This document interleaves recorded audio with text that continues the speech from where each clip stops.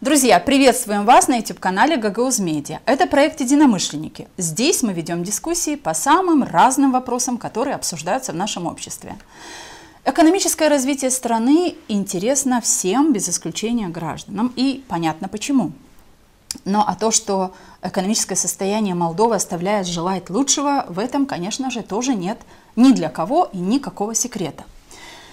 Наряду с этим важно заметить, что последние 10 лет, или особенно последние 10 лет, Молдове большую финансовую поддержку оказывают для развития очень много разных стран.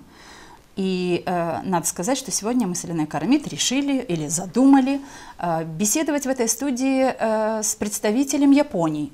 И мы хотели бы узнать, как и почему помогает Япония Молдове, и есть ли в этой финансовой поддержке Японии место Гагаузии. Поэтому, друзья, наша рекомендация – оставайтесь с нами, делитесь с друзьями нашей ссылкой и обязательно ставьте лайки. Поверьте, это помогает нам продвигать проект.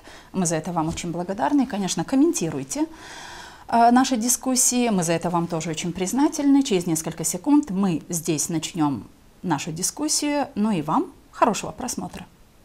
Мы все хотим достойных условий жизни. Мы все хотим качественной медицины. Мы все хотим хорошие дороги и коммуникации. Мы все хотим высокие зарплаты и пенсии. Мы все хотим, чтобы работали законы. Мы все хотим лучшего для Молдовы, и это нас объединяет. Значит, мы единомышленники. Друзья, сегодня в студии проекта «Единомышленники» посол Японии в Молдове господин Йоичиро Ямада. Посол Японии в Молдове господин Ямада Йоичиро. В 1984 году поступил на службу в Министерстве иностранных дел. Работал в Токио, Москве, Брюсселе, Варшаве, Нью-Йорке. Август 2004 года – директор отдела специализированных агентств МИДа Японии. Февраль 2007 года – советник по заброшенному химическому оружию, Кабинет министров. Июль 2008 года – советник по международному мирному сотрудничеству, секретариат Кабинета министров. Август 2010 года – министр и заместитель главного министра посольства Японии в Кении. Сентябрь 2013 года – министр и заместитель главного министра посольства Японии в Бельгии. Июнь 2017 года – генеральный консул Японии в Сиэтле. Октябрь 2020 года – специально назначенный профессор Азиатско-Тихоокеанский университет Рицумейкон. Декабрь 2022 года – чрезвычайный и полномочный посол в Республике Молдова. В 2020 году стал почетным гражданином штата Вашингтон. В 2020 же году получил премию Мацутаки за укрепление международной дружбы. Владеет языками японским, английским, русским. Хобби – гольф, фортепиано, чтение, прогулки, опера. Женат, имеет одного ребенка. Образование. Имеет степень бакалавра международные отношения. Учился в Токийском университете с 1980 по 1984 годы. Также с 2002 по 2004 год проучился в Колумбийском университете в Нью-Йорке. Господин посол, здравствуйте. Добро пожаловать в нашу студию. Здравствуйте. Спасибо за приглашение. А вам огромное спасибо за то, что вы это приглашение приняли. Да, первый посол в нашей студии. Да. Да? Да. Это очень приятно. Да, спасибо. Очень приятно об этом слышать. Дипломатическим отношениям между нашими странами уже больше 30 лет. И за это время сотрудничество между нашими странами давно вышло за рамки просто официальной дипломатии. Сейчас оно представлено и в экономике, широко наше сотрудничество, и в образовании, и в культуре, и во многих других сферах. И вот об этом понемногу мы хотели бы сегодня поговорить с вами. Вы уже чуть более 2 лет у нас в Молдове. Какой вы видите Молдову и Гагаузию через призму личностного и профессионального опыта, который вы накопили за эти 2 года у нас в стране? Да, спасибо. Сначала мне надо сказать, что я стараюсь как максимум выразить себя по-русски, но русский язык я практиковал, я пользовался этим языком в Москве в начале 1929 годах. И в течение последних 30 лет у меня практически не было практики. И только здесь, находясь в Молдове, я снова начал говорить Поэтому я потерял много-много слов, и поэтому в течение нашего разговора сегодня я наверняка часто стараюсь искать, и я за это заранее извиняюсь. Напротив, мы благодарим вас за то, что вы согласились с нами дискутировать в этой студии на русском языке, на котором, как вы уже сами сказали для наших зрителей, вы говорите только в Молдове последние 2 года, восстанавливаете словарный запас этого языка. Да, спасибо. И что мне можно сказать? Но мне очень нравится эта страна, очень нравится жить и работать в Молдове. Почему? Потому что люди, прежде всего, мне очень нравятся. Они очень гостеприимные и дружеские, и очень теплые. Мне нравятся люди, с которыми я встречался повсюду в Молдове, в том числе и в Гагаузии. Я думаю, что я сейчас ощущаю для себя тепло, когда я встречаюсь с ними. То же самое тепло, с которым вы принимали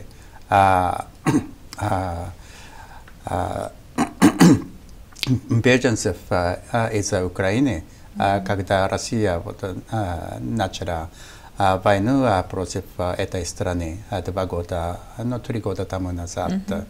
И повсюду стало известно, и в том числе в Японии, как тепло и хорошо встречали этих беженцев, которые приезжали в страну. Приезжали, в эту страну. И это тепло я для себя чувствую. И это истинное тепло с глубоко вашей души. И мне нравится очень ваши традиционные культуры, одежда, и особенно нравится ваша пища и ваша еда. И ваше вино – это несравнимо. Я, конечно, как дипломат, много лет пил вино из всех стран. Разных стран. Да, и сейчас я даже рекомендую молдовское вино для тоста, даже своим друзьям из Франции, из Италии. Да. Скажите, вы заговорили о войне, которая, к сожалению, но уже 3 года, как эта война идет. А что для вас вообще военные действия сейчас, в это мирный век? Мы все привыкли к этому веку относиться мирно. И что для вас война? Для вас, как для представителя страны, которая пережила Хиросиму? Война, конечно, ужасное дело. Мы это почувствовали 80 лет тому назад. В этом году мы, как ежегодно, проводим мероприятия для того, чтобы не забывать о трагедии войны, о нашей вине, связанной с войной 80 лет тому назад. Конечно, Хиросима и Нагасаки. Мы ежегодно проводим такие мероприятия 6 августа, 9 августа. Это для Хиросима и Нагасаки. И 15 августа это день капитуляции нашей страны. И мы понимаем, что перед войной у нас была ужасная система.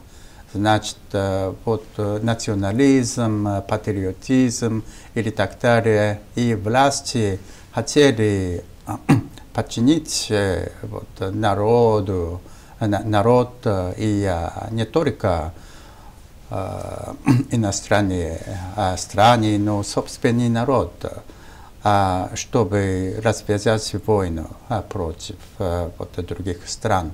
Это для того, чтобы завоевывать чужие земли и чужие ресурсы и так далее. Они тогда думали, что это единственный путь для того, чтобы сохранять экономику и процветание вот, да, в их мыслях. И для того, чтобы развязать войну, они репрессировали критику внутри страны, и они делали ужасные дела. Мы потеряли эту войну, и мы проиграли. Да, проиграли, да, положение. И США, с которым мы ужасно воевались, да. И США, которые полностью почти вот, уничтожали вот, наши города, так много зданий и так далее. Но после войны они превратились в очень добросовестный партнер. Они очень нам помогали восстановиться от разрешения войны и открыли свой рынок и оказали нам материальную помощь. Они внедрили, помогали нам внедрить демократию и так далее. И мы поняли, что выгодное сотрудничество. Да, хорошее взаимное отношение с другими странами, это дает нам огромную пользу. Да. И это помогает нам добивать того, что мы не смогли добивать силой перед войной. Вот поэтому мы сейчас стараемся помогать другим странам добивать процветания, и мы хотим, чтобы наша экономическая помощь сможет поощрять хороший процесс политический и внедрять нормальную экономическую систему, которая гарантирует нормальную функцию экономики. Господин посол, мы говорили с вами о войне в Украине.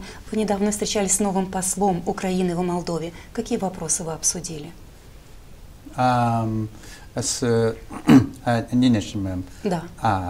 Новым украинским послом, да, мы обсуждали ситуацию в Украине, военную ситуацию, экономическую ситуацию и международную ситуацию вокруг вопроса Украины и России и так далее.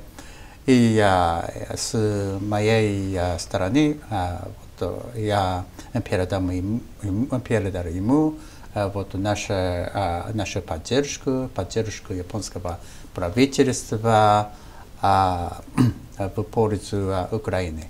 Потому что Украина защищает не только свою страну. У нас есть фотография с вашей встречи с послом. Да. Это в моем кабинете, да. Япония готова помогать Украине, как только война эта закончится. На это рассчитывает очень много людей, и не только граждан Украины, но во всем мире. Все ожидают завершения этой войны. Япония готова помогать в восстановлению Украины. Да, и мы уже помогаем. Я думаю, что это долг только всех мира любящих населения в мире. Давайте перейдем к Молдове. И вот начнем говорить о Молдове и о помощи Японии и Молдове с одного такого простого вопроса. Почему Японии нужно помогать Молдове? Я думаю, что я дал частично ответа на этот вопрос, потому что вот мы поняли ценности взаимоотношений экономических и политических, и мы поняли ценности взаимосвязи. И поэтому, вот, когда мы видим, что вот, Молдова, как новое суверенное государство, за последние 30 с лишним лет старается стать на своих ногах и сталкивается с различными трудностями, то мы, очевидно, хотим помогать. И вот каждый молдаван, с которым японцы встречаются, они очень хорошие, дружелюбивые и трудолюбивые, пунктуальные и так далее. И мы думаем, что здесь есть вот народ, который достоин, да, который стоит, с которым стоит работать. Да. Спасибо. Скажите, пожалуйста, а вот с Гагаузией, с гагаузскими властями, есть ли сотрудничество? И если да, то какое оно? В чем заключается? Мы, значит, японцы работают с многими государствами в сфере регионального развития.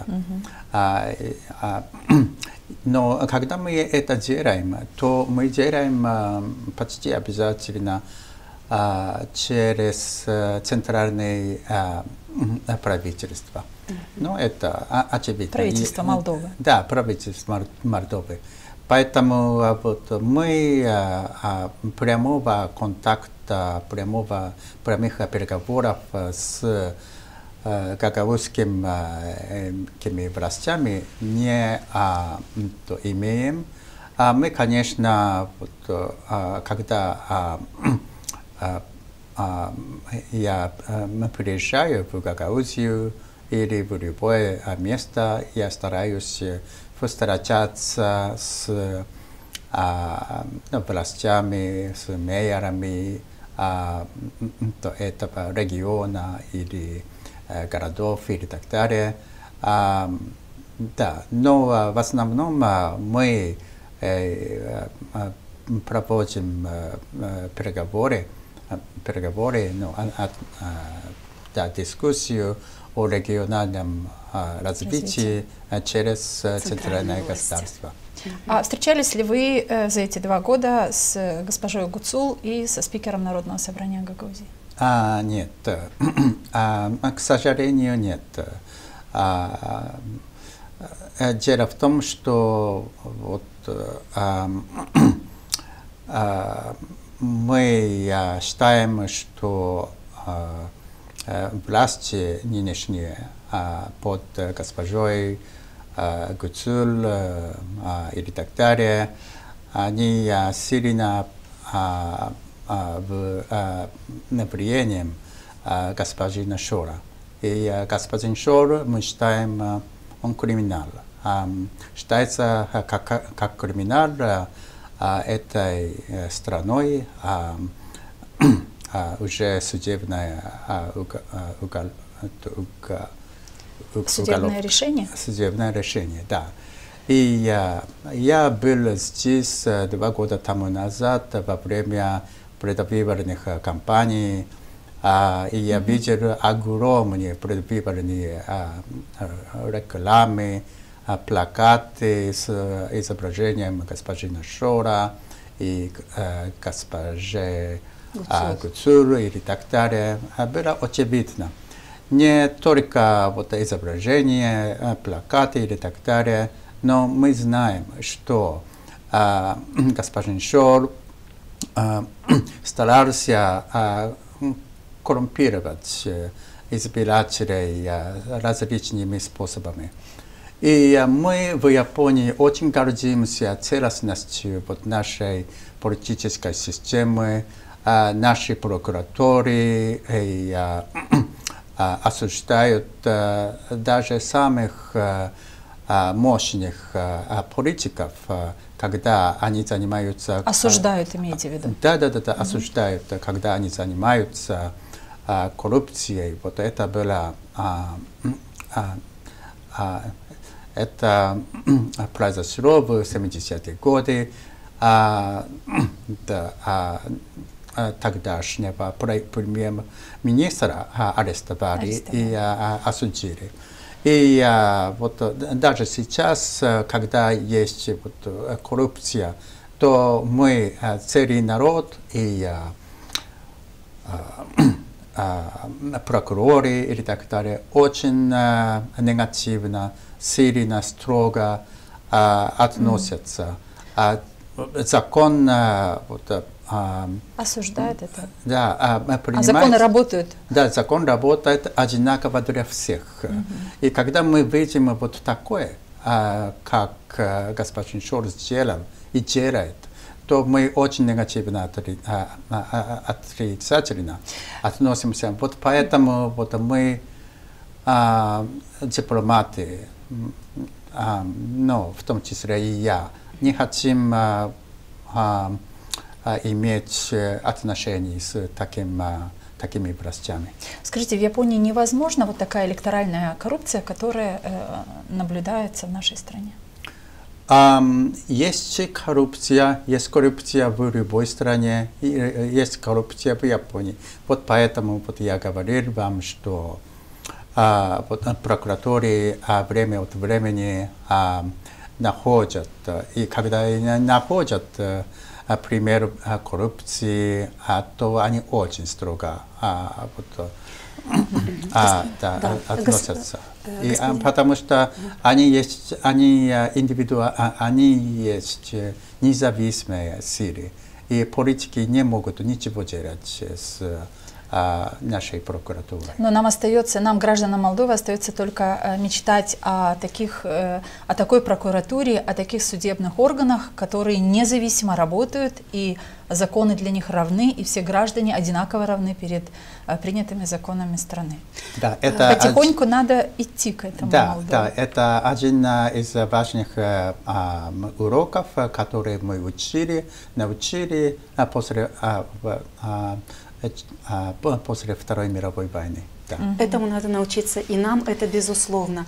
Господин посол, скажите, пожалуйста, а вот это отношение к нынешней власти, к госпоже Гуцул и так далее, оно влияет на принятие решений, когда вы решаете оказать финансовую поддержку, допустим, какому-то региону, влияет ли это ваше отношение к Гуцул на принятие решений? Да и нет, по-моему. Да, потому что если нормально для осуществления любого проекта надо иметь хорошее отношение, поддержку со стороны властей. И если госпожа Гуцул и господин Шор хотят это политически использовать, то мы, конечно, против этого. Но я знаю, я знаю несколько мэйеров в Гагаузии, я вижу, что они совсем нормальные, ответственные люди. И мы с ними, не с ними, мы с местными властями можем работать для маленького грантного проекта, который называется Кусаноне. А давайте поговорим о Кусаноне как раз, потому что несколько проектов было реализовано и в Гагаузии. Вот, в частности, проект в детском саду номер 5. Специальное оборудование районной больницы Камрад. Вот вопрос, который Елена Федоровна чуть выше задавала, принимая решение помогать или нет, вернее, помогать тому или иному региону Молдовы, вы ответили, что Гагаузия не является исключением, то есть вы работаете с местными органами власти. Но мы видим больше всего вашей поддержки городам, или мы ошибаемся, городам Гагаузии?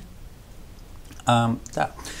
Кусаноне – это рамка, программа, спасибо, программа, через которую посольство работаем непосредственно с местными, с городами, с селами, с больницами, с школами или так далее, и с НКО. И в данных случаях мы получили заявки за помощь из, я думаю, детского сада номер 5, да, в Камраде. Города Камрада. Да, города Камрада и от региональной больницы. А вот наши эксперты, которые работают в посольстве, в Кусаноне, они серьезно посмотрели, они были убеждены, что стоит им помогать, они смогут осуществлять программу до конца, и у них намерение искреннее, и нужда реальная и так далее. И поэтому мы работали с ними. И когда я был в церемонии, на церемонии окончания этого проекта, я видел, что все улыбались и довольны. И мы были очень рады. Господин посол, я хочу вам выразить слова огромной благодарности от имени нашего села, вот моего родного села Аударма. В 2017 году в нашем селе был реализован очень крупный для нас проект стоимостью $100 000. В учебном заведении нашем были проведены инфраструктурные работы для того, чтобы создать условия для детей с особыми образовательными потребностями, чтобы они тоже могли посещать обычные школы. Поэтому выражаю вам огромную благодарность. И вот мой вопрос. А если в целом сумма, мы знаем, что программа Кусаноне работает с 2008 года. Можете ли вы назвать общую сумму денег, которые через эту программу пришли в Молдову? Есть. Ну, если есть такая цифра по Гагаузии, нам тоже интересно. Да, есть цифра. Да, вот я недавно посмотрел еще, но забыл. Да, поэтому... Вы знаете, я где-то прочитала, что до вот этих проектов, которые вы реализуете сейчас, эта цифра составляла $7,6 миллионов. Да, где-то так. Да, и было реализовано 92 проекта до тех, которые вы реализуете сейчас. Спасибо. Вам не надо было задавать мне такой вопрос. Я подумала, что вы знаете общую сумму с новыми проектами. Да. Господин посол, давайте посмотрим маленькое видео, которое говорит о том, как Япония помогает системе здравоохранения Республики Молдова. Спасибо. Вот они, эти кадры, и мы просим, конечно, ваших комментариев относительно помощи Японии здравоохранению Молдовы. Да. Совсем недавно у нас в студии была госпожа Алла Немиренко, министр здравоохранения Республики Молдова, и она нам тоже рассказывала именно о поддержке, которую вы оказываете нашей стране. Да, спасибо. Мы с ней очень много работаем вместе, и она такая открытая. Открытая и активная. Активная, да. Активный министр. Мы хотим, я хочу... Вы говорите активный министр, а ее все критикуют, абсолютно все. Госпожа Немиренко, на мой взгляд, самый критикуемый министр. Как так получается? Да, не согласен с таким мнением. Я видел многих министров здравоохранения во многих странах, и она одна, наверное, самая лучшая. Да, потому что она посвящена полностью, она работает для того, чтобы улучшить систему здравоохранения этой страны с самого раннего утра до полуночи. И я вижу, что очень мало было сделано за последние 30 лет в области инвестиций в новое оборудование и так далее. И я это вижу, да. И перед и после, я вижу до Немиренко и после Немиренко. И я вижу во многих организациях, больницах, самых важных больницах я вижу огромное улучшение. И да, конечно, есть по-английски vested interests, которые, интересы, люди, которые уже имеют связи, преимущества и так далее, которые постоянно получили выгоды от системы, и которые крадут деньги, и из-за которых деньги не тратятся на нужные цели. На нужные цели. Они против внедрения реформы, которая сейчас госпожа Немиренко делает. Но есть определенное сопротивление, да. Господин посол, самые крупные проекты, которые вы реализовали у нас в стране? Относительно здравоохранения. Относительно здравоохранения именно. Да, мы недавно помогали Молдове внедрить новейшее оборудование в 5 важных больницах в Кишиневе. Это было в 2022 году. И последняя постановка была сделана раньше этого года.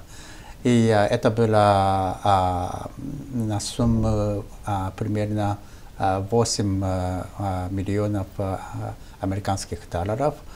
И, но до этого самая большая программа в области медицинской помощи, это был кредитный договор, который мы заключили в 2013 году на сумму около 60 миллионов американских долларов. Эта программа продолжалась на 5 лет, и много оборудования были внедрены в Молдову.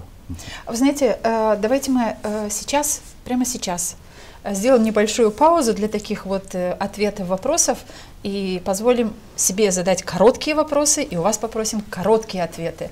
Наша рубрика «Люди говорят что», друзья. У нас в студии сегодня посол Японии, и, мне кажется, говорим о главном, что должен знать каждый гражданин, когда мы говорим о том, как развивается наша Молдова, кто партнеры по развитию, и как эта помощь, в общем-то, выглядит, в чем она выражается, и для чего эти страны помогают Молдове развиваться. Сегодня отвечает на эти вопросы, повторюсь, посол Японии в Республике Молдова, господин Ямада. Ну, а мы приступаем к нашей рубрике. Вы от нас не отходите, ставьте лайки. Поверьте, это помогает нам продвигать наш проект, друзья.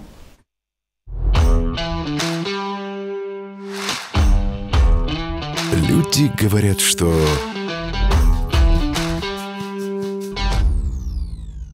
Господин посол, люди говорят, что японцев со школы учат распоряжаться финансами.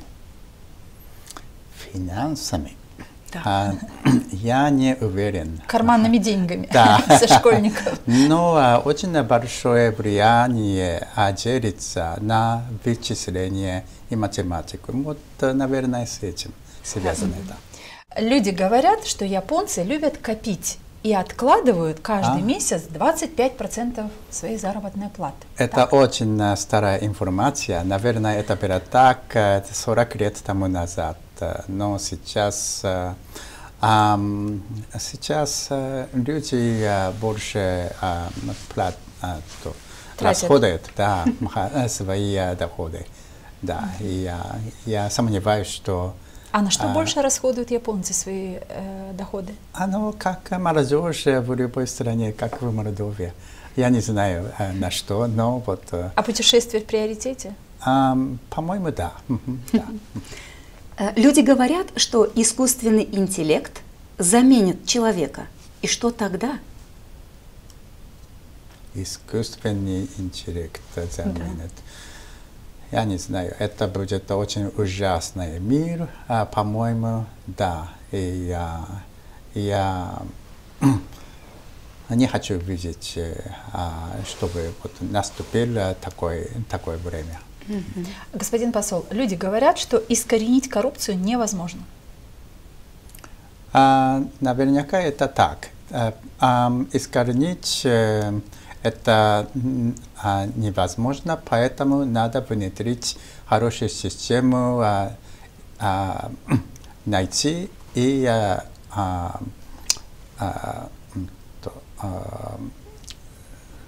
как это, punish.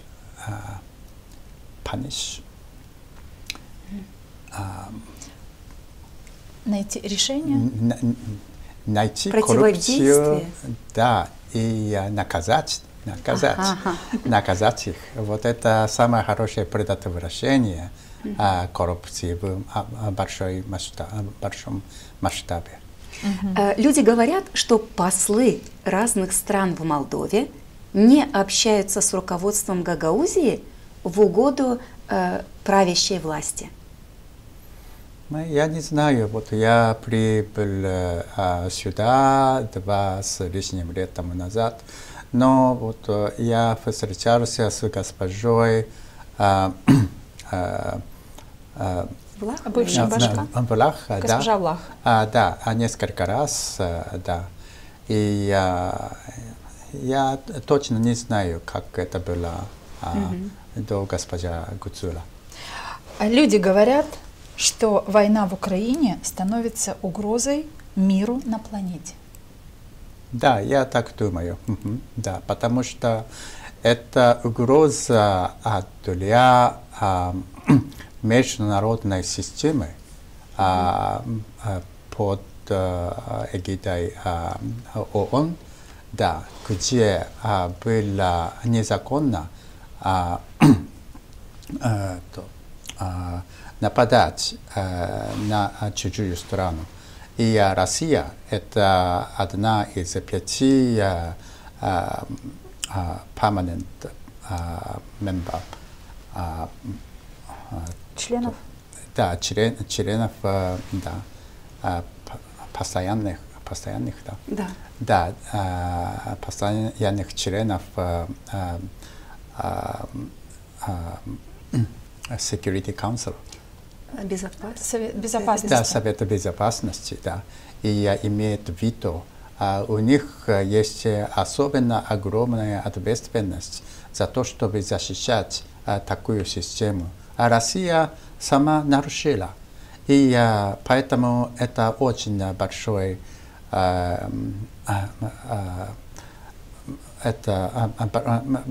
кризис, да, угроза для целой системы. Поэтому вот то, что случится сейчас на Украине, это касается вот самой системы безопасности во всем мире. Вот поэтому вот Япония очень озабочена. Скажите, коль мы уже говорим об Украине и о войне, и, безусловно, все в ожидании мира, повторюсь, как вам кажется, возможен мир скоро? Надеюсь, что мир скоро будет, мир будет очень хорошо не только для украинцев, но и молдавцев, да, правда, и для Европы, и для всего мира. Поэтому очень важно, чтобы мир пришел, мир будет реализован в скорейшем будущем. Я думаю, что когда мир будет в Украине, то экономически Молдова будет выигрывать и получить огромную пользу. Господин посол, у меня вот такой вопрос. Как вы думаете, почему в 21 веке все еще возможны войны? Я не знаю, я не начал войну, поэтому. Но мне кажется, что вот один, может быть, из причин это в том, что в отличие от ранних веков, те ответственные политические лидеры не находятся на фронте войны.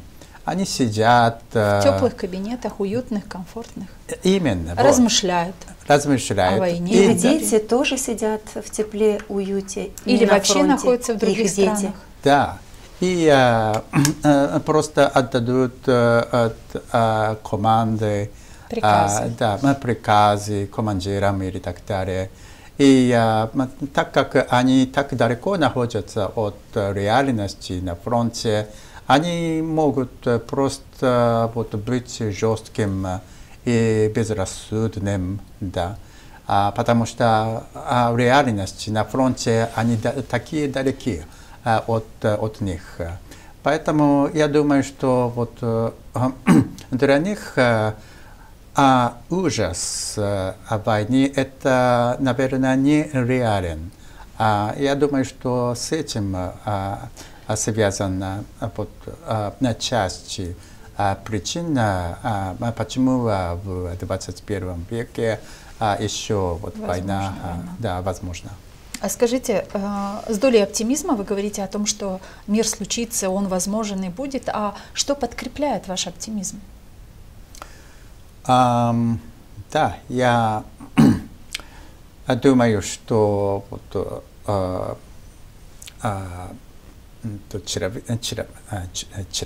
человеческий характер, это такой капризный, может быть оптимистом, может быть пессимистом, может быть хорошим, может быть плохим, да, может быть добрым, может быть ужасным и так далее. И вот такое противоречие находится в каждой душе. И если это находится в политике, очень сильной, мощной политике, то целое государство может также поступать с большой больной.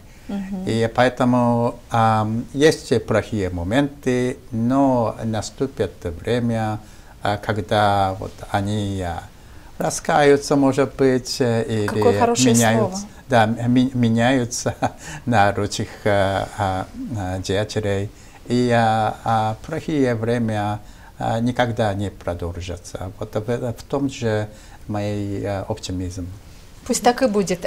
Господин посол, давайте продолжим разговор о том, что на днях, вот буквально на днях, несколько дней назад, вы презентовали один новый проект, на который будет потрачено правительством Японии $560 тысяч. И у нас есть, по-моему, даже несколько фотографий. Мы попросим нашего режиссера выдать в эфир. Вот эта встреча, на этой презентации проекта был и госсекретарь Министерства сельского хозяйства. И этот проект, в общем-то, посвящен, правильно ли мы понимаем, посвящен будет тому, чтобы помочь поддержать сельхозпроизводителей в борьбе с последствиями повторяющихся засух. И хочется чуточку, да, мы об этой презентации нового проекта. И хотели бы, чтобы вы рассказали, что могут получить аграрии страны от правительства Японии в рамках этого проекта. В рамках этого проекта нам только известно, что 1000 фермеров получат такую помощь, так? Примерно так. Да, мы работали вместе с Министерством сельского хозяйства Молдовы и с ФАО. При ООН организация. Сельскохозяйственная организация. Да? И Молдова страдала от засухи серьезно в прошлом году. Я помню, как продолжали ужасно горячие дни в течение 2 недель, по-моему, невозможно. И повторно Молдова страдала от засухи за последние 10 лет и так далее. И, к счастью, у нас в Японии засухи нет, мы не... Вы не страдаете от этого явления природного. Да, мы страдаем от других проблем. Да, у вас землетрясения, у вас у нас есть как универмаг всех натуральных дизастров. Да, но мы понимаем, что Молдова это очень хорош. У вас очень хорошая земля, чернозем. Мы завидуем вам. Доброй завистью, да? Да. Но у вас проблема с водой, и так как глобальное потепление, кажется, продолжится, то надо адаптировать подход к сельскому хозяйству. Чтобы с этим вызовом справиться. Да, вот поэтому мы работали вместе с этими партнерами, чтобы экспериментировать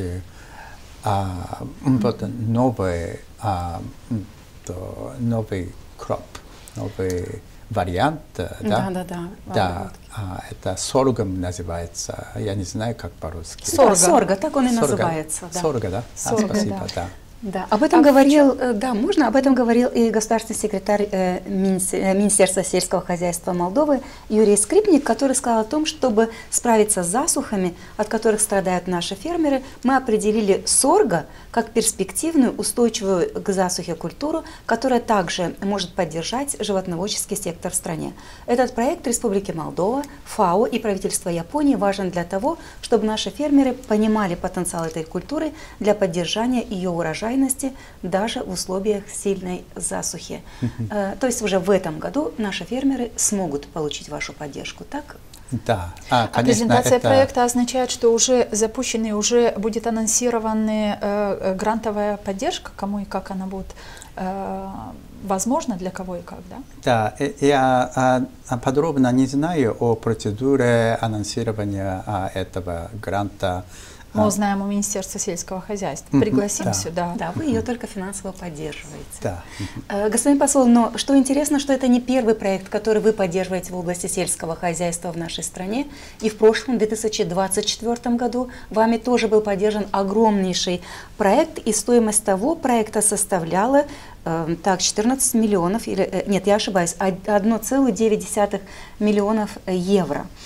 И мелкие и средние фермеры имели возможность получить доступ к дешевым источникам финансирования для того, чтобы закупать удобрения, семена, пестициды и другие виды подкормок. Сколько фермеров получили такую поддержку в 2024 году? Сколько фермеров? И были ли и среди них фермеры из Гагаузии? Опять же, к министерству, да? Да, вот у меня нет сейчас вы знаете, я хочу уточнить вопрос вот в каком ключе. Когда определяется вот именно такую помощь оказать?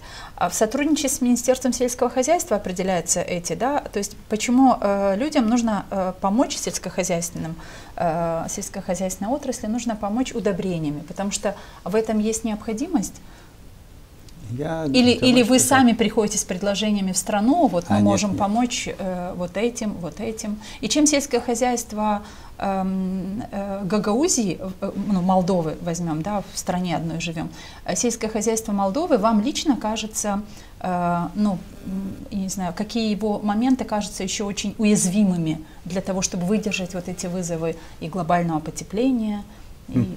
Да, вот я был в Гагаузии, в Таракри, и несколько раз в прошлом году, и после засухи.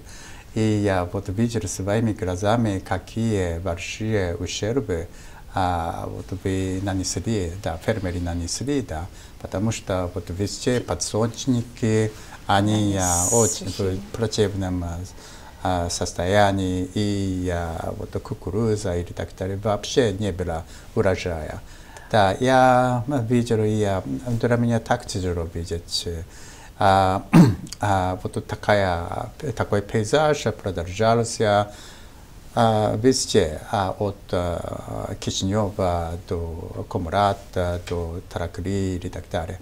И юг пострадал больше, да, южная часть. И я видел, что гагаузские фермеры очень пострадали от этого. Я точно не знаю, как распределились вот наши удобрения и так далее. Вот, удобрения мы не продадим от Японии, да. Это финансы ваши. Да, финансы, да. И они делают самую максимальную эффективную операцию, да, покупая, когда дешево, и помочь. Да, помогая вот самым неуязвимым, самым уязвимым фермерам.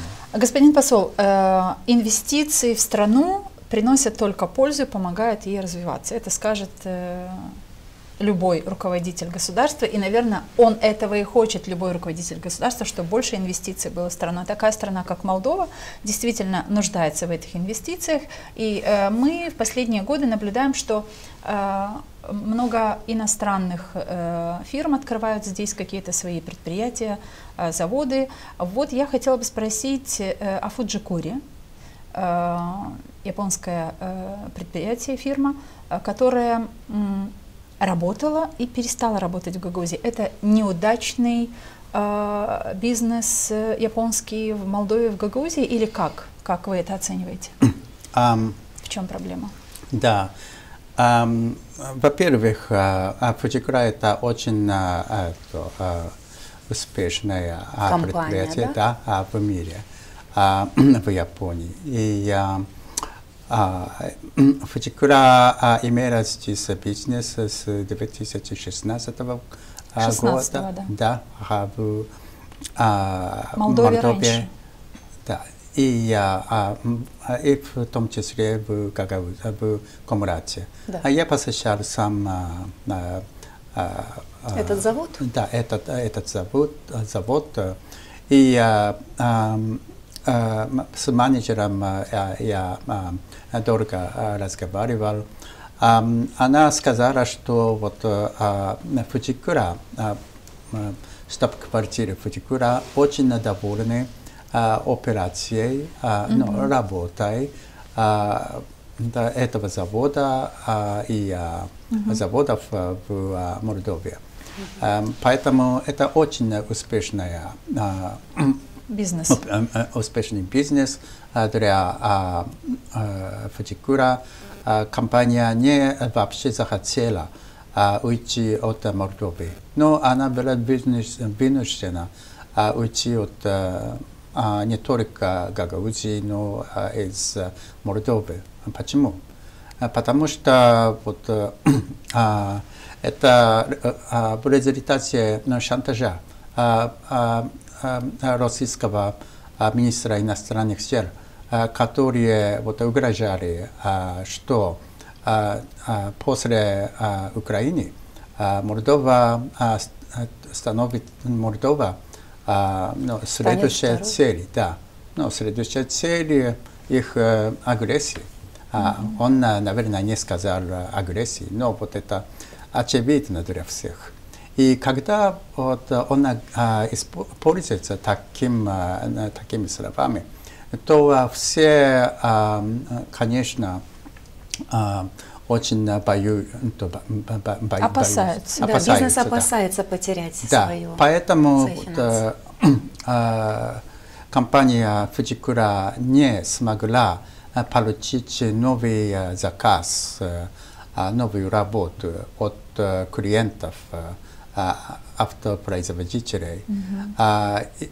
Вот эти автопроизводители опасались, что, может быть, вот, будет сбой, да, операции, да, в поставках очень важных автозапчастях.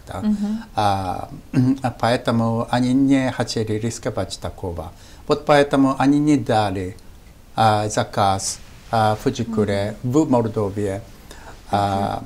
Поэтому, не имея больше работы, заказа, да, они были вынуждены. Вот поэтому вот, это не проблема Fujikura, это проблема Fujikura, но это не проблема с Молдовой, это проблема с шантажом. Господин посол, скажите, пожалуйста, а у нас в Молдове и в Гагаузии созданы ли условия для того, чтобы иностранный бизнес чувствовал себя здесь уверенно? Есть ли такие условия в стране? Ну, не учитывая ту ситуацию, о которой вы сейчас только что сказали. Да, я думаю, что вот, это правительство, да, под господином Речан и раньше, с госпожой Гаврилица, да. Они внедрили довольно, ну, и сохраняют довольно много систему поощрения инвесторов да, из-за границы. У вас есть вот IT-парк, инновационные технологии. Парк, 7% налоги для операций, это очень хорошие. И у вас есть свободные экономические зоны или так далее. И диджитализация быстро внедряется. И в основном, прежде всего, вот это вступление в Европейский Союз, это такой мощный толчок, да, важный шаг к процветанию этой страны. Поэтому делается очень много позитивного для того, чтобы делать инвестицию привлекательной. Да, я как раз хотела спросить, а что вы думаете про европейском выборе Молдовы? Потому что в стране, вы знаете, какие были результаты референдума, и людей, которые считают, что граждан, которые считают, что это не совсем правильный путь, тоже достаточно много. Да, достаточно много. Но я думаю, я уверен, что для вас, для этой страны, для детей особенно, вступление Молдовы в Европейский Союз – это самый лучший шаг для своего мира и процветания, и для справедливости общества. У нас, ну, все знают, что Япония развитая страна, одна из самых развитых стран. Молдова борется с безработицей много лет, очень много лет, и никак не поборет это явление. А что в Японии нет безработицы? Да, но могу ли я немножко больше говорить о том, почему я считаю вступление в Европейский Союз это самый хороший путь? Потому что, вот я сказал, для мира, для процветания и для справедливости, да? Почему мир? Потому что вот Европейский Союз – это организация, это группа, которая была создана после Второй мировой войны, чтобы обеспечить, что больше не будет войны. Да, между членами этой группировки. Организации. Да, организация. И для этого они создали общий рынок, где вот люди и компании любой страны могут делать бизнес, товары, да, работать и делать работы, продавать товары в любой другой стране, члене этого общества, этого общего рынка. И таким образом они так честны, связаны друг с другом, что больше нет мотива никакой, чтобы развязать войну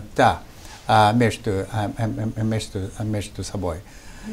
И вот это такая успешная организация, что никто снаружи не хочет иметь большого военного столкновения с Европейским Союзом. Я поэтому думаю, что вот если Молдова станет членом Европейского Союза, это будет дать гарантию мира больше, чем конституционный статус нейтралитета. Почему вы так думаете? Да, потому что вот, никто не хочет иметь милитарную конфронтацию с Европейским Союзом. Поэтому и в Европейском Союзе есть вот такая договоренность, что это значит Лиссабонский договор 42/7. Это говорится о том, что если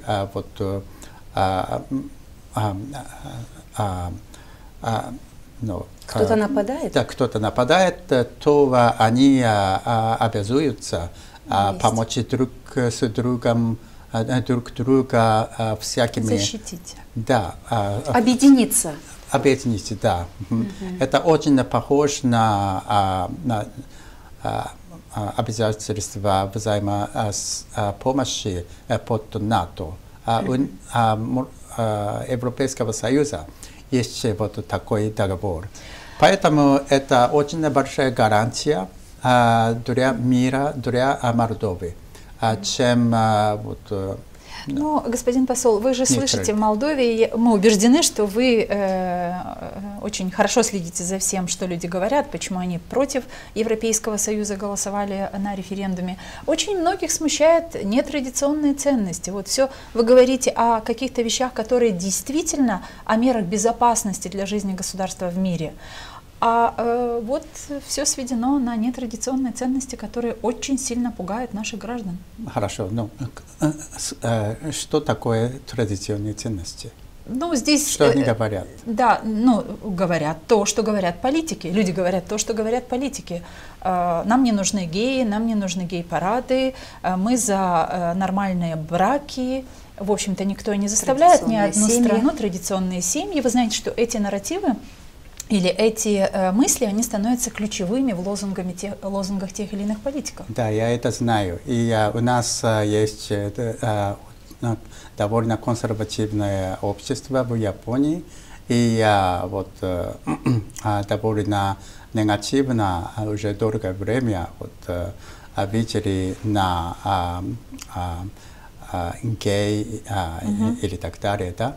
Но вот у меня есть друзья, довольно много, которые работают врачами, и они мне говорят, что физически, вот, биологически вот, есть определенный процент, который вот, и без любого... Любой политики они любой такие. Политики, да, они такие, да. они просто такие. И почему их осуждают? Пусть они живут такими, если они не вредят обществу. Просто так. Но вот кое-какие политики, и в том числе вот такие есть в Японии, вот хотят уделить внимание на мелкие пункты. И делать их большими. Да. Европейский Союз просто хотят защищать их существование, да, и дать то же самое право, что у других людей, этим людям. Но если так делать, то это поощряет, Европейский Союз поощряет такую культуру и отрицает традиционных ценностей и так далее. Это вообще не так. Каждая страна сама определяет, что для нее традиционные ценности. Да, но я думаю, что стоит защищать право этих миноритетов. Да, как Божьих созданий. Да. Если мы говорим о праве человека, вот вы наверняка уже сравнили, видите, как права человека защищаются в Молдове и в Японии. Есть ли какая-то разница? Я думаю, что не очень, что касается системы государства, системы правительства или так далее. Я думаю, что у вас есть свобода слова и свобода политической деятельности. Конечно, вот если кто-то, как господин Шор, начинается уголовное поступление, то, конечно, это подводится наказанию. Это так и в Японии, в любой мире, в любой стране. Но я думаю, что у вас есть есть демонстрация перед правительством, протесты или так далее. Их не арестуют, если они не начинают агрессировать. Да. Но граждане Молдовы называют отсутствием свободы слова то, что закрылись несколько каналов. И вы знаете, да, что в Молдове были закрыты несколько каналов. Граждане это называют преграждение свободы слова в Молдове. Ну, я думаю, что, конечно, надо сбалансировать. С одной стороны, свобода слова – это очень-очень важное дело. Свобода прессы. Мы в Японии знаем, как я вам сказал, от наших собственных опытов до Второй мировой войны, когда свободное слово, свободная пресса была... Не было их. Да, не было их. Критика была запрещена. С другой стороны, надо наказать намеренное искажение фактов. Дезинформацию. Да, дезинформацию и такую речь и репортаж, которые намеренные нарочно дезинформируют. Да. Это больше не журнализм. Журналистика. Это пропагандисты. Общеизвестно. Господин посол, а вот у нас в стране большой критике в последнее время подверглись независимые СМИ, которые получают финансирование. Допустим, когда-то получали финансирование от ЮСАИД и так далее. Ну, не только. Не только, конечно. А как с этим делом как дело обстоит с этим в Японии? То есть есть независимые журналисты? Как они работают? На какие финансы действуют, функционируют? Да, нормально. У нас есть довольно много телеканалов и радио, которые Частные. да, которые частно владеются. Находятся в частном владении, да? Да, спасибо. И они нормально получают большинство из своих доходов от рекламы, да, спонсоршип и так далее. И что касается газет, они также получают очень много от рекламы и от подписчиков. Да. И поэтому они независимы, они довольно жестко критикуют власть. Власть, правительство. И власть их не закрывает? Нет, не закрывает. Если передача, если репортаж основательно критикует основан на факте. То есть нужны независимые СМИ, вы считаете, с Японии нужны? Да. Давайте чуточку, у нас совсем мало времени, но вернемся к вопросу о безработных. Они есть, безработица есть в Японии, или в такой развитой Японии нет безработицы, может быть? Она есть, мы знаем. Почему и она у вас есть? Почему есть у нас безработица, мы тоже знаем.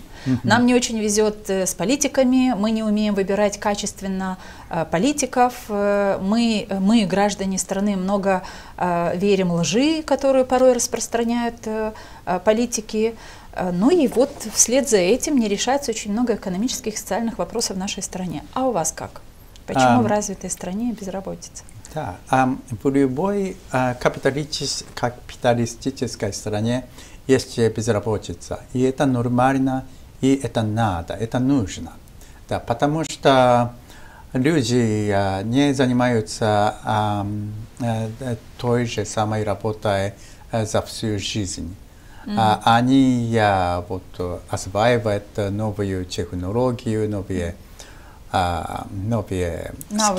навыки, да. И потом они хотят поменять работу на что-то другое, да. И тогда, когда они искают новую работу, то они находятся в безработице. И это считается в статистике безработные люди.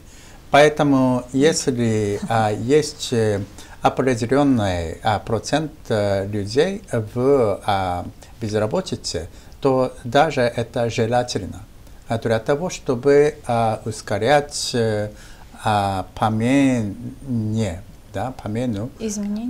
изменению технологии, внедрение технологии и Тогда, по вашей логике, сейчас получается, что у нас в Молдове очень много возможностей для ускорения, для изменения, потому что у нас много людей, которые в поисках работы, и еще больше людей, которые хотят без определенных навыков получать хорошие зарплаты, получать хорошую работу и жить красиво, счастливо. Да, у нас и так в Японии. Люди хотят жить очень красиво, очень богато, может быть, и без особой затрат трудовых, да? Да. Ну, наверное, это свойственно всем людям, да? Господин посол, можно еще один вопрос? Я хотела спросить по поводу того, что мы знаем, что Япония – это страна, в которой средняя продолжительность жизни очень высокая, наверное, самая высокая в мире. И вот все-таки, наверное, Япония встречается с такими проблемами, как низкая рождаемость, старение нации и, наверное, существует нехватка рабочих рук. Как с этим справляетесь? Да, правительство старается поощрять, внедрять различные методы, чтобы справиться с этой проблемой, но не очень удачно. упс, но не очень удачно, это правда. Да, у женщины ожидаемость ребенка это 1,3, по-моему, может быть чуть-чуть ниже. И нормально это надо быть 2,1, чтобы население без миграции держится. Поэтому очень низкая ожидаемость, это, конечно, связано с изменением нашего общества, с ценностями у женщин, с возможностями женщин. Это все желательно, по-моему. Я думаю, что мужчины еще не дополнительно понимают, что значит быть матерью и работницей,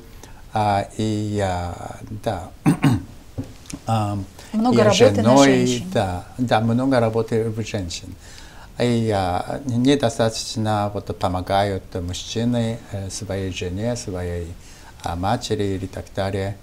Поэтому женщины сейчас могут работать и иметь независимую жизнь.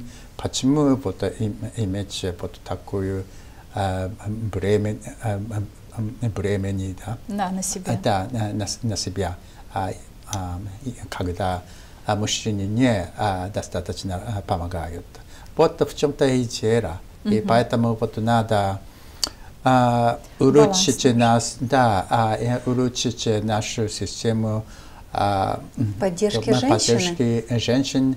Но прежде всего надо, чтобы мы, мужчины, поменяли наши подходы к женщинам. Иначе мы будем продолжать страдать от низкой рождаемости. Хороший такой призыв ко всем мужчинам с этой студии одновременно от полномочного посла. Да, помогайте вашей жене, вашей матери, вашей. Да. Как это все приятно слышать, да? Но вы знаете, вы сказали о том, что вам очень понравились за это время, наш выпуск подходит к завершению, понравилась Молдова в целом за это время, что вы здесь пребываете. Вы отметили молдавские вина. А какое вам понравившееся блюдо молдавское вы могли бы ответить, или гагаузское? Нам будет приятно слышать и о том, и о том. Да.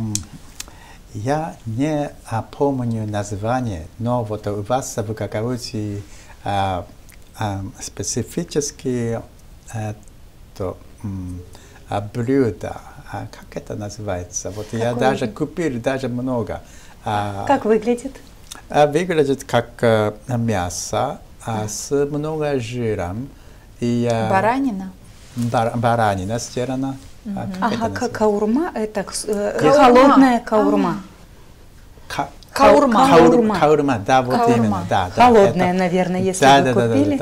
Да, довольно много купил. Моему сыну очень нравится, и мы режем, и цепляем, и кушаем, и мы довольны.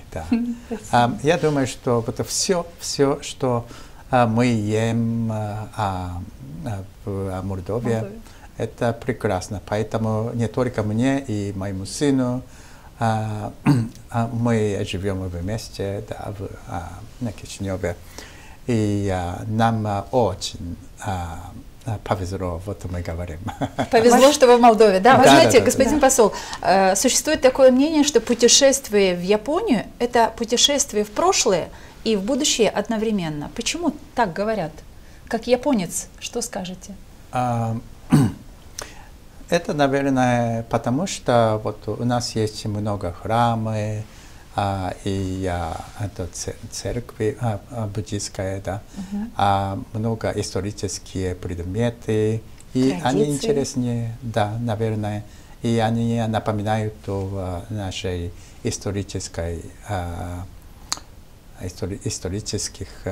событиях, да. И одновременно, если посещаете Токио, то есть ну, интересные технологии, и которые, вот, наверное, люди не видели в других местах, но которые находятся в Токио, и поэтому они думают, что это город будущего и так далее. Но это для нас что-то уже обычное. Да, обычное. Мы привыкли к этому. Спасибо вам огромное. Спасибо вам огромное, господин посол, за такую дискуссию, за эту беседу, за вашу открытость, за очень много интересных мыслей, высказанных здесь, в этой студии. Спасибо за то, что вы позволили себе говорить на русском языке, и зная о том, что вы 30 лет назад изучали этот язык, говорили, но у вас не было опыта его использовать. Но мы вам тут должны сказать, что вы замечательно говорите на русском языке. Спасибо. И, к сожалению, я хотела вот такой один маленький... Мы рассказали не обо всех тех проектах, которые посольство Японии и правительство Японии реализует в Молдове. К сожалению, нам не хватило времени, чтобы охватить все проекты, но этих проектов очень много. Мы будем говорить в других выпусках. Да, и огромное спасибо вам за это. Друзья, я вам спасибо. Еще раз вас благодарим. Друзья, это был проект «Единомышленники» Гагауз Медиа. На сегодня ставим точку и напоминаем еще раз, что у нас в гостях был полномочный посол Республики Япония в Молдове. И мы с господином Ямада говорили вот о том, о чем вы слышали. Ну, а следующий выпуск будет тоже об интересном, поэтому мы вам рекомендуем подписаться на наш канал, если вдруг вы это еще не сделали. Ставьте лайки, друзья. Мы просим вас, потому что это помогает нам продвигать наш проект. И, конечно, мы, Екатерина Жекова и Елена Карамид, ждем вас через неделю здесь же, в этой студии. Оставайтесь с нами. Мы все хотим достойных условий жизни. Мы все хотим качественной медицины. Мы все хотим хорошие дороги и коммуникации. Мы все хотим высокие зарплаты и пенсии. Мы все хотим, чтобы работали законы. Мы все хотим лучшего для Молдовы, и это нас объединяет. Значит, мы единомышленники.